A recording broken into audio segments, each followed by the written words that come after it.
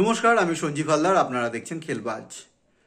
দক্ষিণ আফ্রিকার বিরুদ্ধে শেষ হয়েছে একদিনের সিরিজ, সামনেই টি-20 সিরিজ।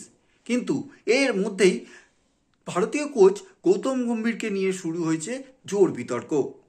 কেন এই পরিস্থিতি, সমস্যাটা কোথায়, এই সব বিষয় নিয়েই আলোচনা করলেন ক্রিকেট বিশেষজ্ঞ দেবাশিস দত্ত।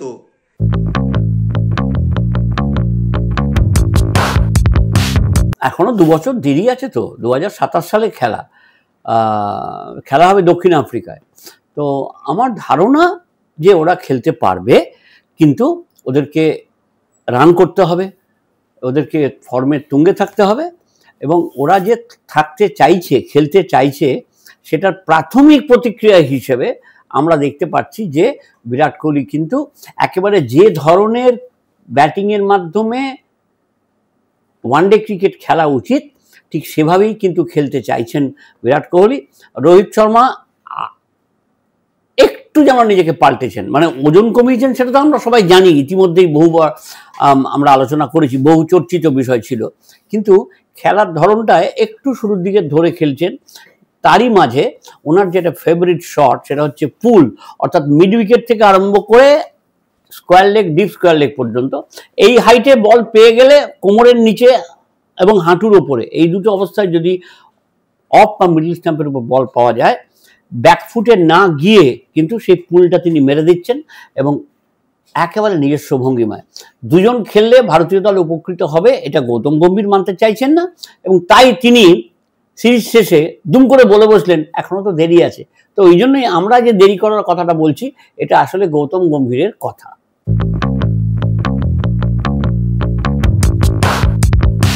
একেবারে ঠিক বলেছেন, ছিনিমিনি খেলা হচ্ছে, এবং ছিনিমিনি খেলতে খেলতে যখন উনি ক্লান্ত হয়ে পড়বেন, তখন দেখবেন একটা বাউন্ডারি মারার পর দেখছেন একদম কালো বেগুনের মতো মুখ হয়ে যাচ্ছে গৌতম গম্ভীরের। দেখতে খুব খারাপ লাগছিল যে উনি দাঁড়িয়ে উঠে, আচ্ছা আমার সঙ্গে আপনার ঝগড়া হতে পারে, কিন্তু আপনি যদি একটা ভালো লেখা লেখেন, কি আপনি যদি একটা ভালো বক্তব্য রাখেন, আমি তো দাঁড়িয়ে উঠে হাততালি দেবো। এটা তো মানে কি বলবো, এটা শিষ্টাচার, এটা নিয়ম। কিন্তু এই শিষ্টাচারটা উনি মানতে চাইছেন না, উনি হজমই করতে পারছেন না বিরাট কোহলি এবং অবশ্যই রোহিত শর্মাকে।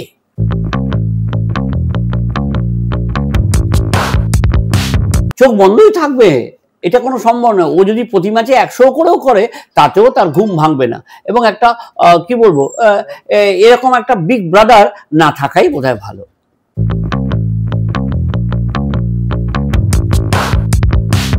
দায়িত্ব নেওয়ার আগে এটা তিনি পরিষ্কার বলে দিয়েছিলেন যে রোহিত এবং কোহলিকে তিনি দলে চান না, এবং এটা আনফর্চুনেটলি বোর্ডের শীর্ষ কর্তারা এটা মেনে নিয়েছিলেন।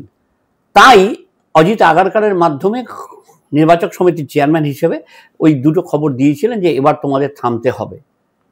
তো এবার যখন থামার পর, যখন ওয়ানডে ক্রিকেটে খেলার ব্যাপারে যে কি বলবো উৎসাহ, উদ্দীপনা দেখিয়েছেন, এবং সেখানে দেখার পর এখন গোটা দুনিয়া চলে গেছে ভারতীয় বোর্ডের বিরুদ্ধে, গৌতম গম্ভীরের বিরুদ্ধে।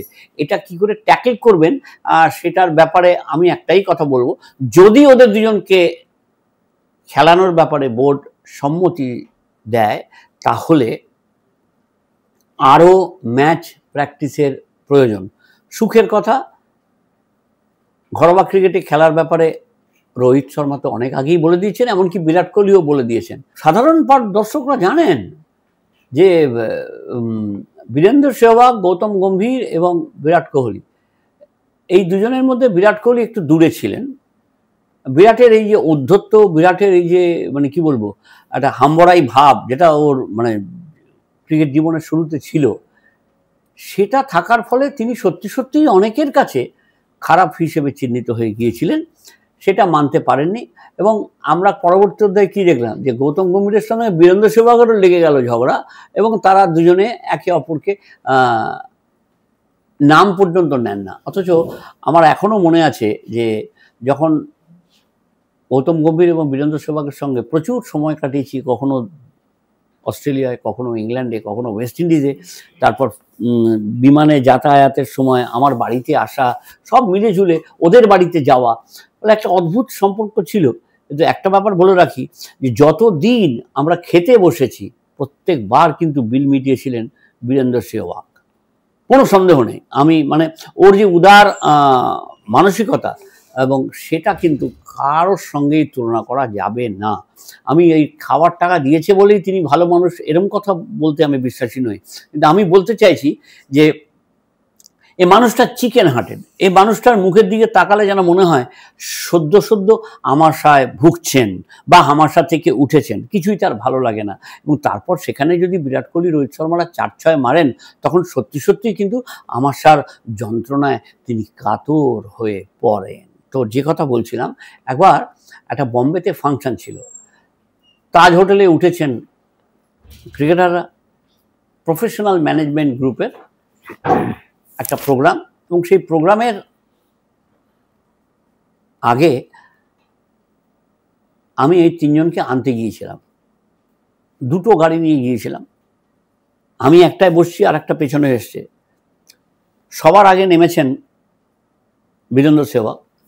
তিনি বললেন যে গতি কোথায়? আসছে, on the way from the room, ও আসছে এক্ষুনি। বলে আর কে যাবে? বিরাট কোহলি। খবরদার, আমরা দুজন এক গাড়িতে যাব, বিরাট কিন্তু অন্য গাড়িতে যাবে। এই বলতে বলতেই বিরাটের বিরাটকে বললাম যে বিরাট, আমি এই দুজনকে নিয়ে যাব, তুমি এক কাজ করো, তুমি একটা গাড়ি নিয়ে একদম চলে যাও, আমি গেটে বলে দিচ্ছি, তোমাকে রিসিভ করে নিয়ে চলে যাবে। ওকে দেবুদা বলে, ও তো আর বুঝতে পারেনি যে এই দুজন যেতে চাইবে না, তো চলে গেল। তো একটা খারাপ সম্পর্ক এই 3 জনের মধ্যে ছিল, সেটা কিছুতেই ভুলতে পারেননি। এবং যখন আমি যদি জেনে যাই যে এই লোকটাই আমার পথের কাঁটা, তখন কি আমি মিষ্টি মধুর ব্যবহার করব? এই সেদিনকেও দেখলাম বিশাখাপত্তনমে ম্যাচের পর যখন গৌতম গম্ভীর হ্যান্ডশেক করতে গেলেন, বিরাট কিন্তু অন্যদিকে তাকিয়ে শুধু জাস্ট হ্যান্ডশেকটা করে নিলেন, ওর দিকে তাকালে এলো না। এবং ড্রেসিং রুমের অবস্থা উত্তপ্ত হয়ে রয়েছে। দেখুন, আমি একটা সাজেশন দিতে পারি। সাজেশন কি? যে 2027 বিশ্বকাপের আগে যদি সত্যি সত্যি এই দুজনকে খেলানোর সিদ্ধান্ত নেয় বোর্ড, তাহলে 50 ওভারের ক্রিকেটের জন্য একটা আলাদা কোচ নিয়োগ করলেই হয়। আমি রাহুল দ্রাবিড়ের নাম প্রপোজ করব। এখন থেকে তারা তৈরি করে, তারা পরিকল্পনা করবে, টিমটাও সেইভাবে তৈরি করে নিতে পারবে। কিন্তু সেটা বোর্ড করবে কিনা, এই বোর্ডের যে আবার নানা রকমের মানে কি বলবো অসভ্যতা বা সভ্যতা, যেভাবে চিহ্নিত করে থাকতে, কারণ একটা কোচ দিয়ে 3টে কাজ চালানো, এটা হবে না। ভিভিএস লক্ষণকে দিয়ে দেওয়া হোক, তাহলে 50 ওভারের ব্যাপারটা ও দেখবে। তার কারণ ড্রেসিং রুমের যে উত্তপ্ত পরিস্থিতি, যে অপ্রিয় পরিবেশ তৈরি হয়ে রয়েছে এই 3 জনকে কেন্দ্র করে, সেটা একেবারেই অস্বাস্থ্যকর। সুতরাং নতুন কোচের দায়িত্ব, নতুন কোচের হাতে দায়িত্ব তুলে দিলে অন্তত শান্তির পরিবেশ থাকবে।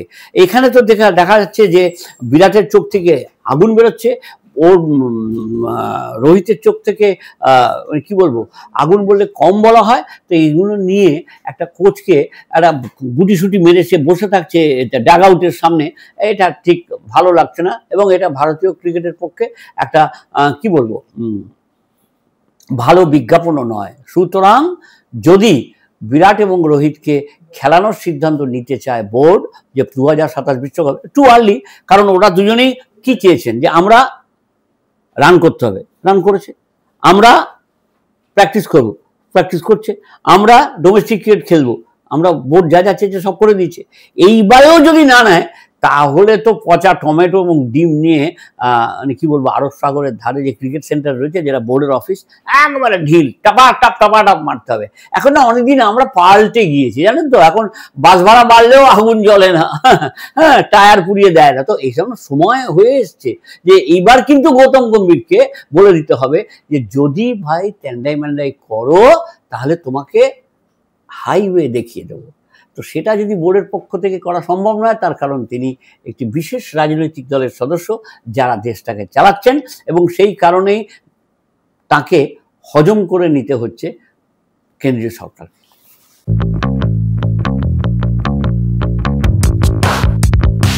না, আমরা অসুবিধা, আপনার পাশের বাড়ির ফ্ল্যাটের সঙ্গে আপনার কি খুব মধুর সম্পর্ক? একটু বলুন না। যদি আপনি একতলায় যান না, দোতলায় যান না, একতলায় রান্না হলে তিনতলায় খাবার পাঠায় না, আর তো একসঙ্গে ফ্ল্যাট বাড়ির তো যখন প্রাথমিকভাবে কথা হয়েছিল তখন তো একই রকম ভাবে বলা হয়েছিল যে সবাই একসঙ্গে থাকবে। থাকে কি তাহলে আপনি যদি এরকম না থাকে তাহলে তিনজন বড় ক্রিকেটারের সঙ্গে এক মঞ্চে সবাই বসে থাকবে, এটাও কি ঠিক? রোহিত শর্মার সঙ্গে বিরাট কোহলির সম্পর্ক কি 5 বছর আগে খারাপ ছিল না, যখন রবি শাস্ত্রী এবং বিরাট কোহলি মিলে ভারতের সব ক্রিকেটারকে টাইট দেওয়ার চেষ্টা করছিলেন? সেগুলো ভুলে গেলে চলবে? আমরা ভুলিনি। এটা হচ্ছে ইস্যু টু ইস্যু का बात है। যেমন এখনকার অবাঙালি ব্যবসায়ীরা বলে, আরে ये तो छोड़ दीजिए ना, ये तो इशू का इशू बात है, पहले जो था अभी नया इशू है। ठीक है, বলো।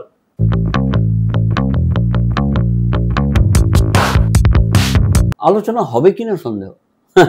আলোচনা হবার তো, আলোচনার মধ্যে আলো তো ফুটিয়ে দিয়েছেন, চোনাটা পড়ে আছে। চোনাটা হচ্ছে Gautam Gambhir decision not to pick them.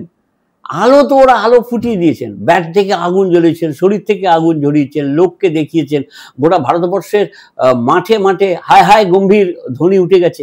আবার কি চাই? আবার কিসের মিটিং? এই যে মিটিং হবে সেটা হচ্ছে পরিকল্পনা, যদি এট অল মিটিং হয়। সে কি মিটিং? সেই মিটিংয়ে ঠিক হবে যে কিভাবে মসৃণভাবে এই দুজনকে গিলে ফেলা যায়, বা গিলে না ফেলে ওদের দিকে লাল কার্পেট বিছিয়ে দিয়ে চলো ভাই এসো খেলো, তাই না?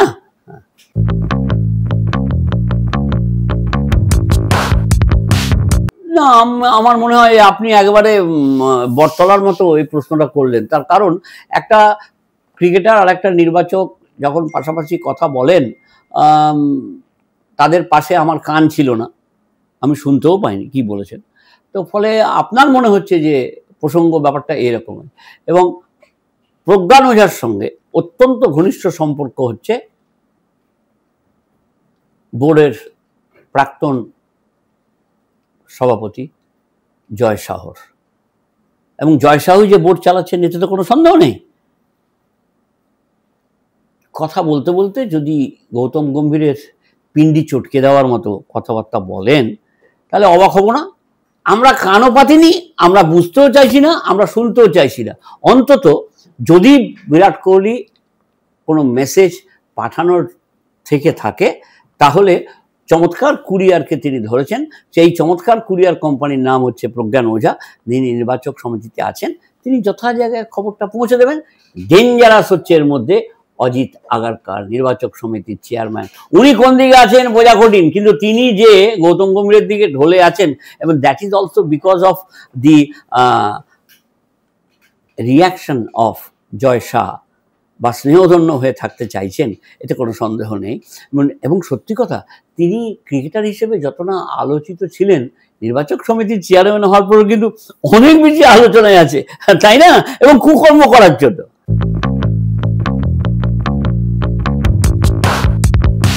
না, আপনার কথা শুনে মনে হচ্ছে যে ওর তো বয়স কমেনি, কমের বয়স বাড়ছে।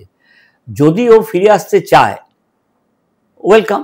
ওর ফিরে আসার একমাত্র রাস্তা বা ইচ্ছে বা টার্গেট হচ্ছে সচিন তেন্ডুলকারের 117 রানের রেকর্ডটা কাছাকাছি পৌঁছে যাওয়া, বা ভেঙে যাওয়া, বা টপকে যাওয়া, বা সমান সমান থাকা।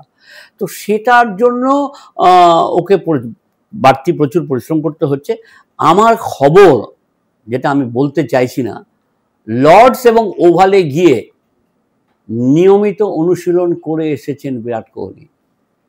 একটা ফিজিক্যাল ট্রেনার রেখেছেন just to keep him fit. এবং বিলেতে কিন্তু সে ট্রেনারই হোক, বা কোচই হোক, বা বল থ্রোয়ারই হোক, তারা কিন্তু যে দায়িত্বটা নেন সেই দায়িত্বটা পালন করার চেষ্টা করেন। এই যে ছিপছিপে শরীর এবং একদম মানে কি বলবো, শারীরিক সক্ষমতার শীর্ষে বিরাট কোহলি রয়েছেন, এর পেছনে কিন্তু রয়েছে প্রচুর পরিশ্রম, যে পরিশ্রম করে চলেছেন মুম্বাইতে বসে রোহিত শর্মা। ফলে এই দুজন ক্রিকেটারের ব্যাটে, মনে, চোখে, হাতে সব জায়গা থেকে আগুন জ্বলছে। পারলে জ্বালিয়ে দেবেন। হ্যাঁ, সেই জ্বালানোর লোকটাকে আরেকটু সময় দিতে হবে, যে আরও রান করবেন। 2027 বিশ্বকাপ খেলার ব্যাপারে যদি সবুজ সংকেতটা সত্যি তারা পেয়ে যান, আমি এটুকু বলতে পারি, আরও অনেক রান হবে, আরও অনেক রেকর্ড হবে, এবং আরও লজ্জায় পড়ে যেতে হবে ভারতের কোচ গৌতম গম্ভীরকে।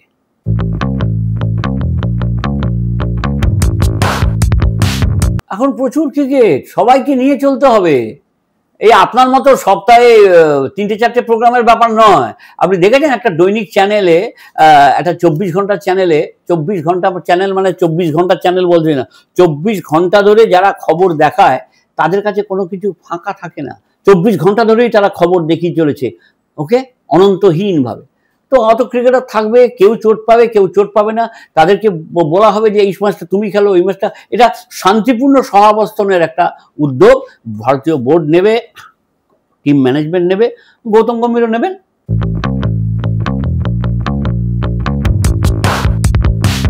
আমার মনে হয় যে অ্যাডভান্টেজ দক্ষিণ আফ্রিকা।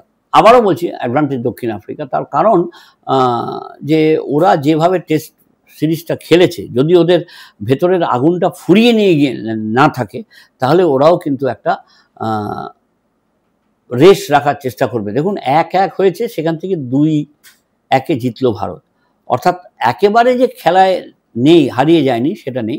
এবং মাকরামকে নিচের দিকে নামিয়ে দেওয়া এবং ব্যাটিং অর্ডারে সামান্য পরিবর্তন আনা। কিন্তু আমার শুধু ভালো লাগছে চমৎকারভাবে আমাদের দক্ষিণ আফ্রিকার অধিনায়ক বাবু মাকে, হ্যাঁ, ব্যাটিং করতে পারে না, ঠিক 3 নম্বরে এসে একবারে স্ট্রাইক রোটেট করছেন, আলগা বল পেলে 4 মারছেন, দলটাকে টেনে নিয়ে যাচ্ছেন, গুরুত্ব দিচ্ছেন অন্য সিনিয়র ক্রিকেটারদের। একটা চমৎকার নেতা, এবং সেখানে বিতর্কের কোনো অবকাশ নেই। ফলে এই আনন্দে যারা থাকে তারা অনেক অপ্রত্যাশিত ঘটনা ঘটাতে পারে।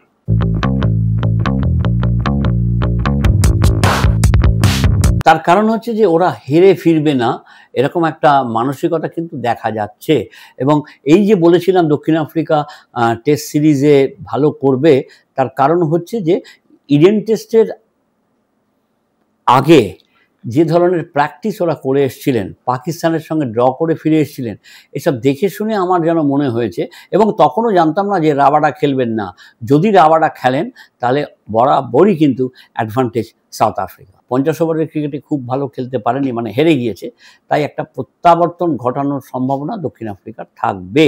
ভারতকে খুব ভালো খেলতে হবে, এবং তার চেয়েও যেটা জরুরি সেটা হচ্ছে যে ভারতের বোলিং শক্তিটা খানিকটা কী বলবো, এবং হার্দিক পান্ডিয়া ফিরবে, সব মিলে একটা 6-7 বোলার নিয়ে ভারত খেলার মতো অবস্থায় থাকবে। সত্যি সত্যি অপ্রতিরোধ্য দল, কিন্তু দক্ষিণ আফ্রিকার যে মানসিক জোর, সেটার জন্যই আমি খানিকটা হলেও ওদেরকে এগিয়ে রাখতে চাইছি। শুনলেন ভারতীয় দলের পরিস্থিতি নিয়ে ক্রিকেট বিশেষজ্ঞ দেবাশিস দত্ত কি বললেন। আর দেখতে থাকুন খেলবাজ। আর হ্যাঁ, ভালো লাগলে সাবস্ক্রাইব করতে ভুলবেন না। নমস্কার।